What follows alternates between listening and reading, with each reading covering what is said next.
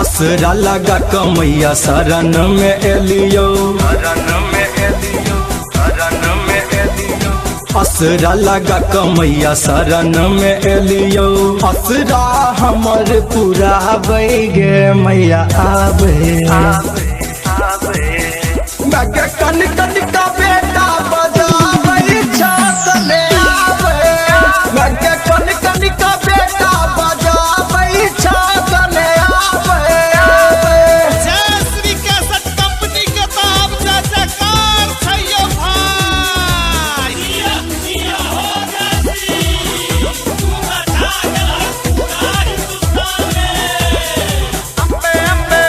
भक्त सब द्वारी ठार तोहर महिमा अपार तहन किया केले माँ एत देर है गे। अब रहलो ने जय दुख सहलो ने जय तैयो करे क्षमा आबे रह गे। दुख काही हम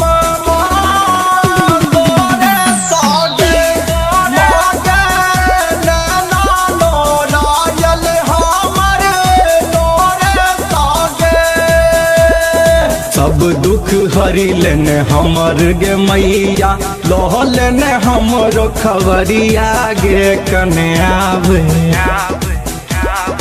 मैं गे दुख काही हम तोरे सागे, मागे नैना लोरायल हमर लोरे सागे। जय श्री कैसेट कंपनी के ताब जयकार छैयो भाई।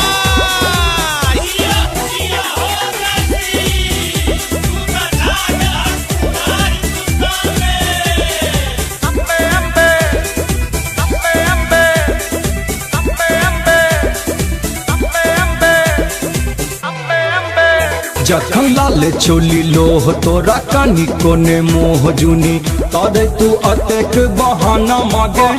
तुझे छे नहीं साथ लोक सुनबैया बात सब मारैया हर दम ताना मांगे। मांगे नहीं क्यों सहारा है तेरा जग में, तू ही कहने जाऊ अब केकरा लग में।